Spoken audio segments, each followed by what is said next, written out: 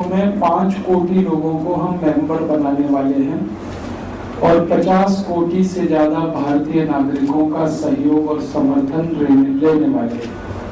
क्या करना है इस अभियान में? इस अभियान में हम सबसे पहला काम करना चाहते हैं भारत देश की सरकारों के ऊपर राजनीतिक दबाव बनाना और अंग्रेजों के जमाने के बनाए हुए 34,735 कानूनों को बदलवाना। हमारे देश में आजादी मिलने के 63 साल के बाद भी अंग्रेजों के ही कानून चल रहे हैं।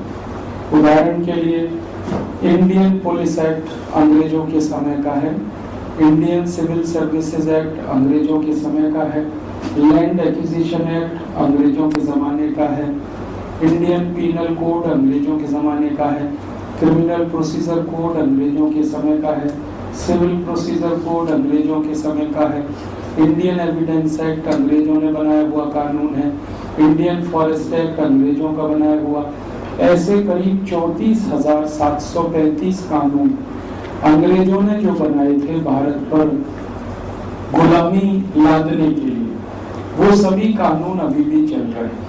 तो भारत स्वाभिमान का पहला लक्ष्य है अंग्रेजों के बनाए हुए कानूनों को बदल करवाना।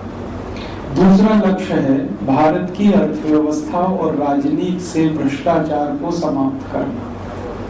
हमारे देश में आप जानते हैं भ्रष्टाचार एक अर्थव्यवस्था के बराबर चल रहा है और काला धन हमारी अर्थव्यवस्था में बराबर हो गया है। अर्थव्यवस्था हमारी 55 लाख कोटि रुपए की है, जिसको हम जीडीपी कहते हैं। ग्रॉस डोमेस्टिक प्रोडक्ट हमारा 55 लाख करोड़ का है और ब्लैक मनी भी हमारा 55 लाख करोड़ हो गया है। ये बहुत शर्म की बात है कि भारत की अर्थव्यवस्था के बराबर का ब्लैक मनी है। और इससे भी ज्यादा शर्म की बात है कि भारत का बहुत सारा ब्लैक मनी विदेशी बैंकों में जमा है। स्विट्जरलैंड की बैंकों में करीब 72 लाख कोटि रुपए का काला धन है और स्विट्जरलैंड के अलावा दुनिया के और 70 देशों की बैंकों में करीब 258 लाख कोटि रुपए का काला धन है।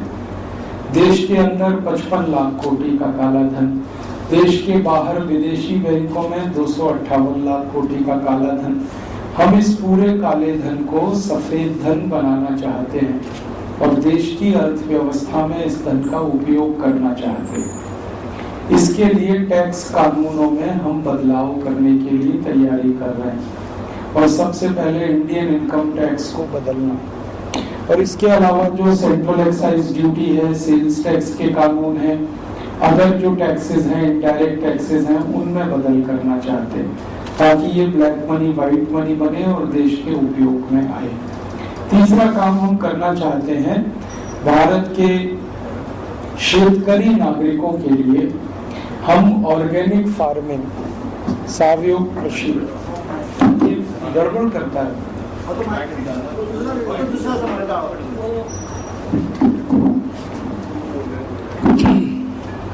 भारत के सभी शेतकरी नागरिकों को ऑर्गेनिक फार्मिंग की तरफ लाना चाहते हैं, सेंद्रीय खेती की तरफ लाना चाहते हैं और शेण खत की खेती इस देश में करा के फार्मर्स की जो तकलीफें हैं इन्हें कम करना चाहते हैं। हमारे भारत के किसानों की सबसे बड़ी तकलीफ है उनका कॉस्ट ऑफ प्रोडक्शन लगातार बढ़ रहा है और उनको जो वस्तुएं उत्पन्न होती हैं उनका भाव नहीं मिल रहा है। इस कारण खेती घाटे में है और शेतकरी आत्महत्या कर रहे हैं। हर साल हमारे देश में 56,000 शेतकरी आत्महत्या करते हैं। ये भारत सरकार के फिगर्स हैं।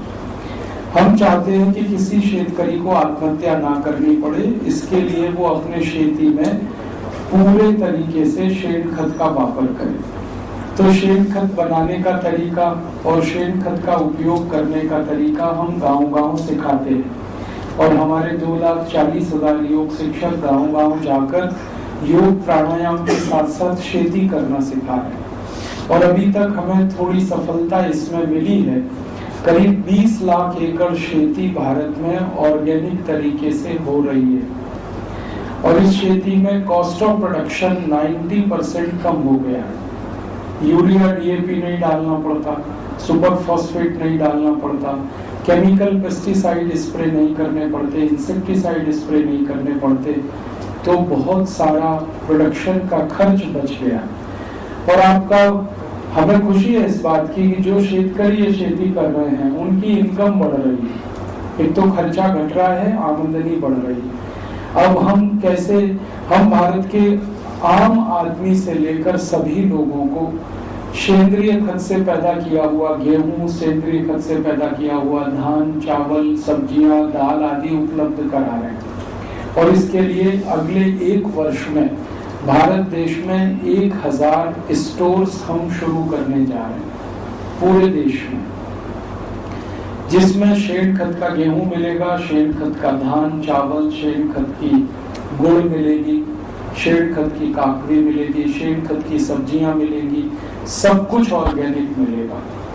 और बाजार की कीमत के लगभग बराबर कीमत पर मिलेगा, बहुत हाई प्राइसेस नहीं होंगे, ये हम कोशिश कर रहे हैं। अगर बाजार में गेहूं यूरिया डीएपी का 11-12 रुपए किलो है तो शेण खाद का गेहूं 13-14 रुपए किलो में मिल जाएगा, इससे ज्यादा कीमत पे नहीं, ताकि गरीब से गरीब आदमी उसे खरीद के खा सके। ये हमारा दूसरा एक बड़ा काम है। इसके साथ एक तीसरा काम हम पूरे देश में कर रहे हैं, गांव-गांव नागरिकों को योग, प्राणायाम और आयुर्वेद सिखा रहे हैं ताकि वो अपना इलाज खुद कर सके। हमारे भारत देश में सरकार की तरफ से चिकित्सा और स्वास्थ्य की सुविधा सभी को उपलब्ध नहीं है। सरकार के पास बजट नहीं है, फंड्स नहीं है। केंद्र सरकार 1 साल में चिकित्सा और स्वास्थ्य के लिए 22,300 कोटी रुपए खर्च करती है, और इसमें से 85% खर्चा डॉक्टर्स लोगों की सैलरी और टीएडीए में चला जाता है। सिर्फ 15% खर्चा है जो बीमार लोगों के काम आता है। और अगर उस खर्चे को निकालें तो एक व्यक्ति के हिस्से में सिर्फ 23 रुपए आता है। अब 23 रुपए एक व्यक्ति को सरकार की तरफ से खर्चा है चिकित्सा और स्वास्थ्य के लिए, उसमें उसका सर्दी जुकाम भी ठीक नहीं हो सकता। मैंने सरकार मजाक कर रही है लोगों के साथ। चिकित्सा और स्वास्थ्य का बजट हमारे देश में कुल बजट का 2% से भी कम है, जबकि दुनिया के तमाम देशों में चिकित्सा और स्वास्थ्य का बजट कुल बजट का 14 से 15% होता है। हमारे यहाँ बहुत कम बजट है। और दुर्भाग्य एक और है कि हमारे यहाँ जो बजट है चिकित्सा और स्वास्थ्य का, उसका 80% से ज्यादा एलोपैथी पे खर्च होता है। योग, प्राणायाम, आयुर्वेद, यूनानी पद्धति, ये सब जो भारतीय चिकित्सा पद्धति है, इसके लिए खर्चा बहुत कम है। तो हम लोगों ने अभियान के रूप में ये काम शुरू किया है कि भारतीय चिकित्सा पद्धतियों को बढ़ावा देना, योग को बढ़ावा देना, प्राणायाम को, आयुर्वेद को। इसके लिए हमने योग शिक्षक तैयार किए हैं जो गांव-गांव जाके कक्षाएं लेते हैं और लोगों को योग, प्राणायाम और आयुर्वेद सिखाते हैं। इसमें बहुत अच्छे रिजल्ट आ रहे हैं। इतने अच्छे रिजल्ट आ रहे हैं कि योग प्राणायाम सीखने के बाद लोगों की डायबिटीज ठीक हो रही है, और ठीक होने से मतलब है मेरा क्योर हो रही है, डायबिटीज क्योर हो रही है। इस बात को मैं एम्फेसाइज करके कहना चाहता हूँ। सारी दुनिया के चिकित्सक कहते हैं कि डायबिटीज इनक्योरेबल डिसीज है, लेकिन योग प्राणायाम से ये कंप्लीट क्योर हो रहा है। 40-40 साल से जिनको डायबिटीज था और जो इंसुलिन डिपेंडेंट थे, उन्होंने योग प्राणायाम करके 2 महीने में शुगर अपना ठीक किया। हाइपरटेंशन ठीक हो रहा है, क्योर हो रहा है, जो 100% इनक्योरेबल माना जाता था। दमा, asthma, bronchial asthma, tuberculosis, arthritis, osteoarthritis, rheumatoid arthritis, ये सभी बीमारियां क्योर हो रही हैं योग प्राणायाम से। और इनके क्योर होने का खर्चा 0 है, क्योंकि योग प्राणायाम में कोई खर्च नहीं लगता। हम क्लास भी लेते हैं योग प्राणायाम की तो निःशुल्क लेते हैं, बिना शुल्क के सबको ये सिखाते हैं। खर्चा कुछ नहीं है, साइड इफेक्ट बिल्कुल नहीं, साइड इफेक्ट 0 है, और इसमें एक्सपायरी डेट तो कुछ भी नहीं जो मेडिसिन में होता है। और ये योग प्राणायाम जो है किसी भी मनुष्य के लिए कहीं भी किया जा सकता है। कोई हिंदू है या मुसलमान है, सिख है, ईसाई है, जैन है, पारसी है, बौद्ध है, संप्रदायों का कोई लेना देना नहीं। और स्पेस इसमें बहुत छोटा सा लगता है। 2 फीट लंबा 2 फीट चौड़ा स्पेस आपके पास है, 4 स्क्वायर फीट, इसी में आप योग प्राणायाम कर सकते हैं। आप करोड़पति हैं तो रोडपति हैं तो दोनों ही आप कर सकते हैं। और इसमें हमने अब तक जो एक्सपेरिमेंट किए हैं वो ये बताते हैं कि 148 डिसीज कंप्लीट क्योर होते हैं, 148 बीमारियां बिल्कुल ठीक होते हैं। तो भारत के नागरिकों को हम ये चिकित्सा और स्वास्थ्य के लिए योग प्राणायाम और आयुर्वेद को सिखा रहे हैं। हमारा टारगेट है कि भारत के लोगों का हर साल चिकित्सा और स्वास्थ्य के लिए जो खर्च होता है 7 लाख कोटि रुपए, ये हमें कम कराना है। हमारा टारगेट है कि 1 पैसा भी चिकित्सा और स्वास्थ्य के लिए खर्च ना करना पड़े लोगों को। इसके लिए ये अभियान है। चौथा अभियान हम चला रहे हैं, हमारे देश में जो कारीगर लोग हैं, हाथ से काम करने वाले लोग हैं, हमारे यहाँ बहुत सारे कारीगर हैं जो हाथ से कपड़ा बनाते हैं, खादी बनाते हैं, सूत बनाते हैं, कपड़ा बनाते हैं। ऐसे ही बहुत सारे कारीगर हैं जो मिट्टी के बर्तन बनाते हैं, जिनको हम कुम्हार कहते हैं। बहुत सारे कारीगर हैं जो चर्मकार हैं, जूते बनाते हैं, चप्पल बनाते हैं। ऐसे भारत में करीब 35 कोटि कारीगर हैं, 35 करोड़। हमारी कोशिश ये है कि ज्यादा से ज्यादा वस्तुएं बाजार में इन कारीगरों की बनाई हुई बिके। अभी हमारे देश में सरकार के द्वारा ग्लोबलाइजेशन और लिबरलाइजेशन की पॉलिसी चल रही है, जिसमें सब कुछ विदेशों से आकर भारत में बिक रहा है। हमारी कोशिश है कि हम ग्लोबलाइजेशन को लोकलाइजेशन में कन्वर्ट करें, माने लोकल जो हमारे कारीगर हैं, हाथ से काम करने वाले, उनका बनाया हुआ कपड़ा बिके, उनके बनाए हुए चीनी मिट्टी के बर्तन बिके, उनका बनाया हुआ मिट्टी का बर्तन बिके, उन्हीं का ज्यादा से ज्यादा सामान भारत के बाजार में बिके, ताकि उनकी रोजी रोटी चलती रहे और उनका सम्मान बरकरार रहे। तो कारीगरों की तरफ हमारा विशेष ध्यान है। और हम मानते हैं कि भारत देश 2 ही समाज का देश है, या तो शेतकरी है हमारे यहाँ या कारीगर है। शेतकरी हमारे यहाँ करीब 78 कोटि है और कारीगर हमारे यहाँ 35 कोटि है। दोनों को मिला दें तो भारत की टोटल पॉपुलेशन का ये बड़ा हिस्सा है। इनको मदद करनी है, क्योंकि ग्लोबलाइजेशन में सबसे ज्यादा नुकसान इन्हीं को हो रहा है। हमारी सरकार ने जो ग्लोबलाइजेशन शुरू किया है वो एक्चुअली ग्लोबलाइजेशन नहीं है, वो अमेरिकनाइजेशन है। सब कुछ अमेरिकन कंपनियों के लिए यहाँ खुली छूट है। American culture, American companies, American casinos, American जुए के अड्डे, अमेरिकन शराब, अमेरिकन परफ्यूम्स, अमेरिकन कॉस्मेटिक्स, सब कुछ अमेरिकन होता जा रहा है हमारे देश। और सबसे खतरनाक बात है कि इस ग्लोबलाइजेशन में गवर्नमेंट ऑफ इंडिया ने अब अमेरिकन कंपनीज को भारत की लैंड परचेज करने की छूट देना शुरू किया है, कि वो भारत में आके जमीन खरीद सकें और यहाँ पर अपने साम्राज्य स्थापित करें। हम मानते हैं कि ये कॉलोनाइजेशन का ही नया स्वरूप है।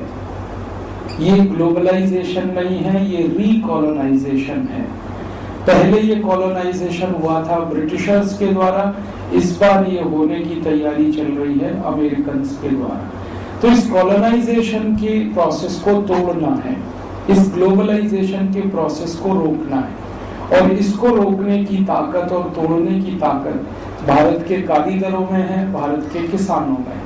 तो किसानों और कारीगरों दोनों को एक साथ हम इकट्ठा करके इस लड़ाई को लड़ना चाहते हैं। और इस लड़ाई में हमारा जो स्लोगन है वो है बी इंडियन बाय इंडियन, भारतीय बने और भारतीय वस्तुओं का ही उपयोग करें।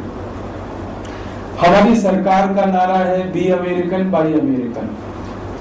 आप अमरीकी हो जाएं और अमरीकी चीजें ही खरीदते जाएं। Pepsi Cola, Coca Cola, Colgate Palmolive, Procter and Gamble, Reckitt and Colman, Johnson and Johnson, ऐसी हजारों अमरीकी कंपनियों को सरकार ने भारत में बुला लिया है।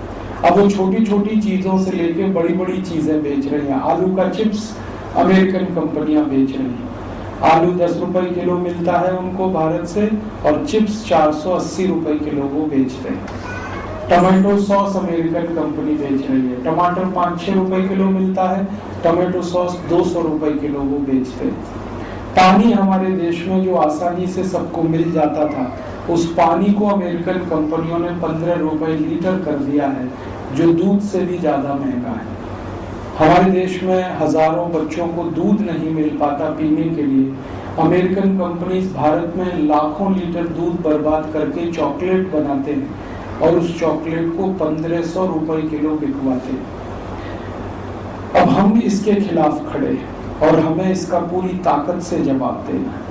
इसलिए सारे देश को हम इकट्ठा कर रहे हैं इस विदेशीकरण के खिलाफ, अमरीकीकरण के खिलाफ। और इसमें आखिरी लड़ाई हम लड़ने की तैयारी कर रहे हैं कि हमारे देश के जो रिसोर्सेज हैं, जो नेचुरल रिसोर्सेज हैं, वो धीरे धीरे प्राइवेटाइज हो रहे हैं।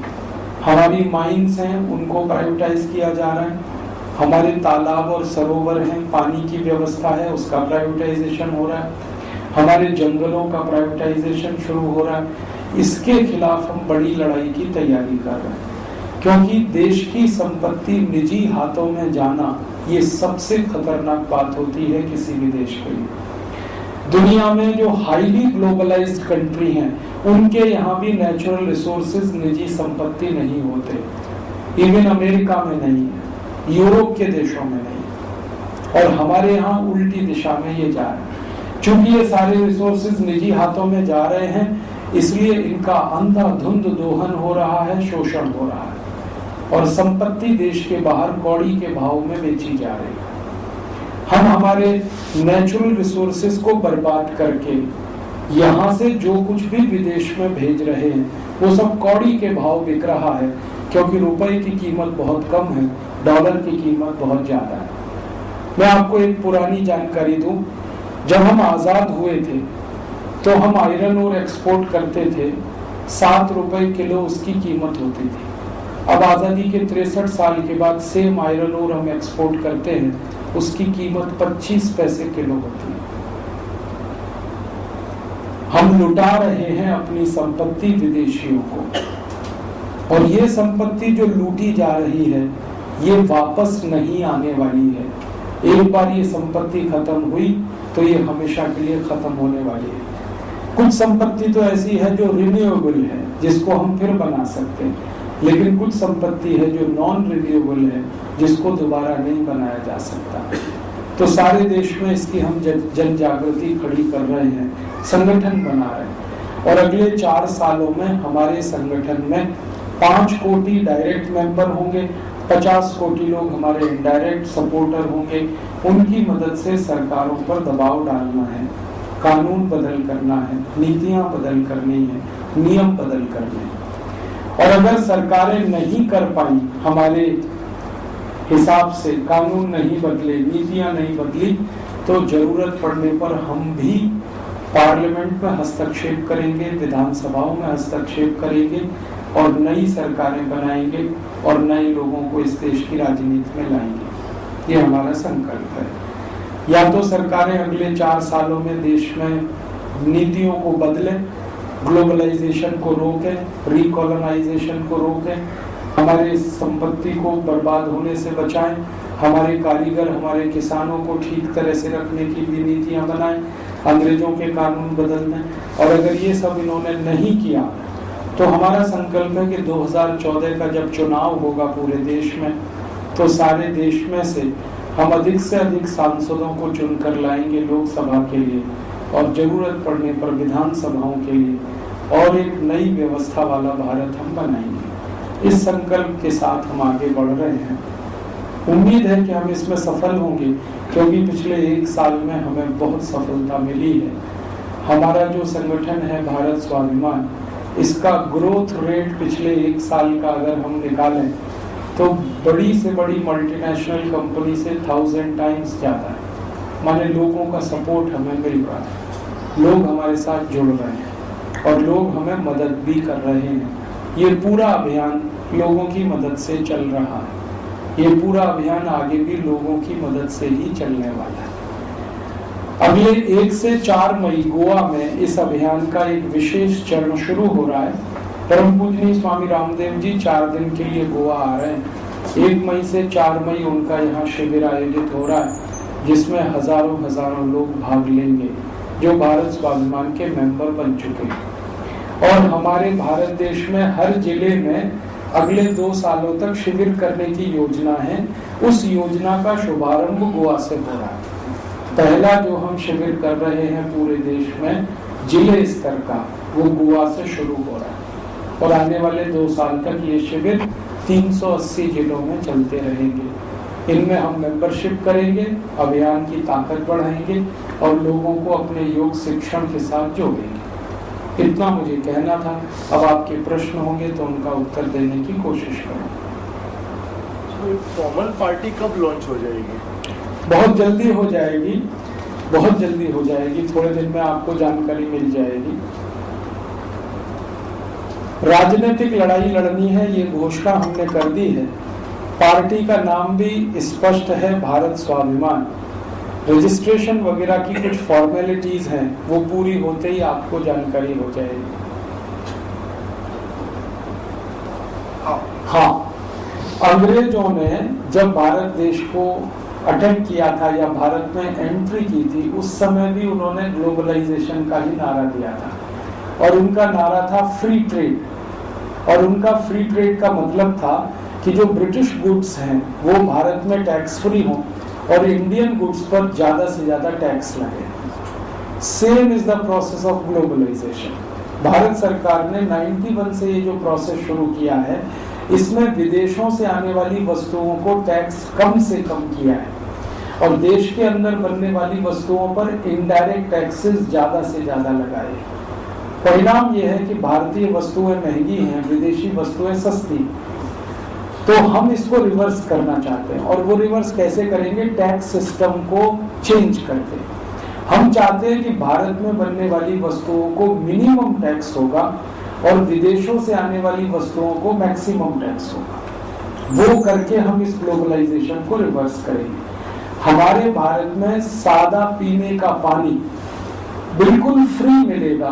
पेप्सी कोला, कोका कोला सबसे महंगा मिलेगा। हमारे भारत में सादा पीने का दूध सस्ते से सस्ता मिलेगा, लेकिन चॉकलेट महंगी से महंगी होगी। माने जो नॉन एसेंशियल आइटम्स हैं, जिनकी हमारी लाइफ में कोई जरूरत नहीं है, ये सभी आइटम्स को सरकार ने जो छूट दे रखी है, हम उसे खत्म करेंगे। और मल्टीनेशनल कंपनीज को जो छूट मिली हुई है, आपको शायद सुनकर हैरानी होगी, आप पंजिम में रहते हैं, गोवा में रहते हैं, आप पीने के पानी पर टैक्स देते हैं, लेकिन पेप्सी कोक को 1 पैसा टैक्स नहीं लगता। उनको सारा पानी टैक्स फ्री दिया जाता है पूरे देश में से। इसको हम रिवर्स करेंगे। हमारे देश के नागरिकों को हम पानी टैक्स फ्री दे सकते हैं, पेप्सी कोक को तो टैक्स फ्री देने का सवाल ही नहीं है।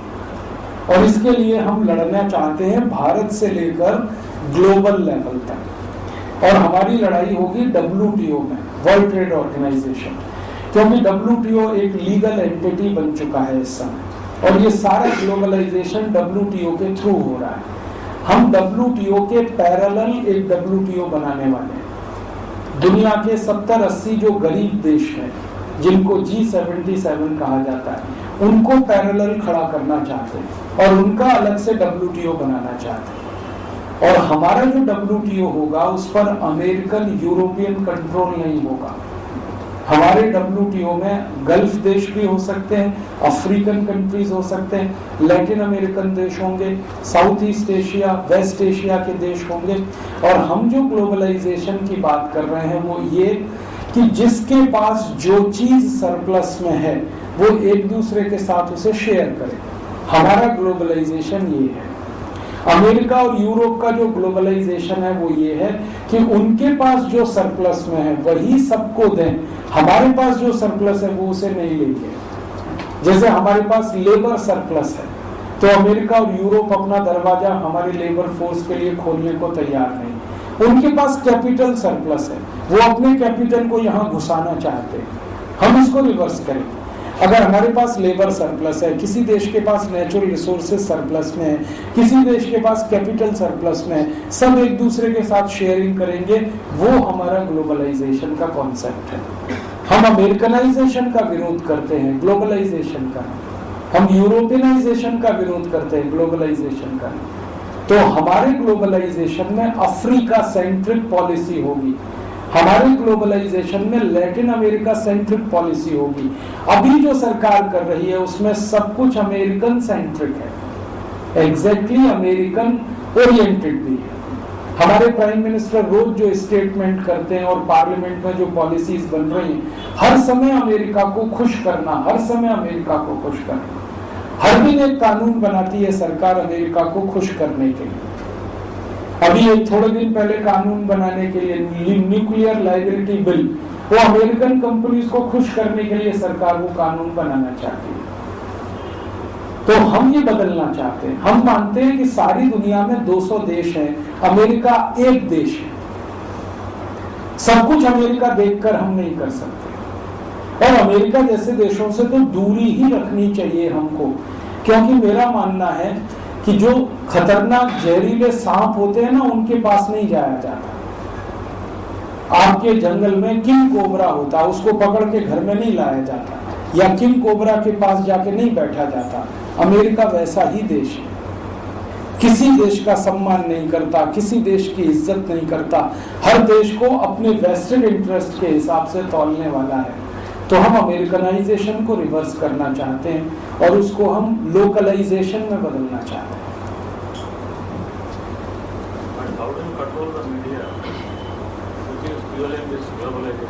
हाँ, हमारे मीडिया में बहुत सारा फॉरेन इन्वेस्टमेंट आया, और फॉरेन इन्वेस्टमेंट पाने के बाद मीडिया भी लगभग काफी कुछ वैसा है जो विदेशी हाथों में चला गया। इलेक्ट्रॉनिक मीडिया में तो काफी कुछ विदेशीकरण हुआ है, अब प्रिंट मीडिया में भी होने की तैयारी चल रही है। हम चाहते हैं कि हमारा मीडिया हमारी पूंजी से चले, हमारे पैसे से चले, और भारत में पूंजी की कोई कमी नहीं है। हमारे देश में हमारी सरकारों ने मूर्ख बना रखा है कि हमको कैपिटल इन्वेस्टमेंट चाहिए। मैं आपको एक इंटरेस्टिंग बात बताऊं, गवर्नमेंट ऑफ इंडिया ने लास्ट 91 से 2010 माने 20 इयर्स में जितना फॉरेन इन्वेस्टमेंट लाया है वो हमारे डोमेस्टिक सेविंग्स का 3% है, ओनली 3%। हमारी जो टोटल डोमेस्टिक सेविंग्स है उसका सिर्फ 3% है टोटल फॉरेन इन्वेस्टमेंट। इसका माने विदाउट फॉरेन इन्वेस्टमेंट भी हम इस देश को चला सकते हैं, क्योंकि सेविंग्स हमारे पास इतनी है। लेकिन देश को मूर्ख बनाने के लिए बार बार ये कहा जाता है पूंजी की कमी है। हम मानते नहीं कि मीडिया में कोई पूंजी की कमी है, क्योंकि मीडिया में जो एडवर्टीजमेंट मिल रहे हैं, इलेक्ट्रॉनिक मीडिया, प्रिंट मीडिया को, वो ये कहानी कह रहे हैं कि विदेशी अभी भी बहुत कम एडवर्टीजमेंट है, स्वदेशी एडवर्टीजमेंट पे मीडिया जिंदा है। भारत में 2 टेलीविजन ग्रुप हैं जो 1 पैसे का भी विदेशी एडवर्टीजमेंट नहीं लेते और खूब अच्छे से चल रहे हैं। उनमें से एक है आज तक, जिसकी पॉलिसी है कि वो किसी विदेशी कंपनी का एडवर्टीजमेंट नहीं करेगा और अच्छे से चल रहा है। ऐसे ही हमारे यहाँ दूसरे कई न्यूज चैनल शुरू हुए। तो हमारी कोशिश है कि मीडिया के लोगों को हम साथ बैठकर संवाद करके उनको थोड़ा प्रेरित करें कि आप इस विदेशी पूंजी के मोह से निकलकर भारतीय पूंजी का ही इस्तेमाल करो, क्योंकि पूंजी आती है तो उसके साथ कंट्रोल आता है, और कंट्रोल आता है तो उसके साथ कल्चर आता है जिसकी आप बात कर रहे हैं। अमेरिकन कल्चर, यूरोपियन कल्चर हर जगह घुस रहा है, और बड़ा दुख होता है मुझे कि अमेरिकन स्टाइल में अब हमारे न्यूज़पेपर निकलने लगे हैं। अब हमारे न्यूज़पेपर में एडिटर की जगह नहीं है, मैनेजिंग एडिटर हमारा एडिटर हो गया। ये सबसे खतरनाक चीज हुई। हर बड़े अखबार में एडिटर खत्म होके मैनेजिंग एडिटर को एडिटर बनाया। ये प्रवृत्ति खराब है, इसको ठीक करना है। और मीडिया के साथ हम संवाद करना चाहते हैं वैसा ही कि आजादी के आंदोलन में मीडिया का बहुत बड़ा रोल था, और उस समय मीडिया देश की सेवा का सबसे बड़ा साधन था। महात्मा गांधी मीडिया कर्मी थे, उन्होंने 3 अखबार निकाले। महात्मा गांधी, लोकमान्य बाल गंगाधर तिलक ने 2 अखबार निकाले, नेताजी सुभाष चंद्र बोस ने 1 अखबार निकाला, भगत सिंह, उधम सिंह आदि ने निकाला। तो हम चाहते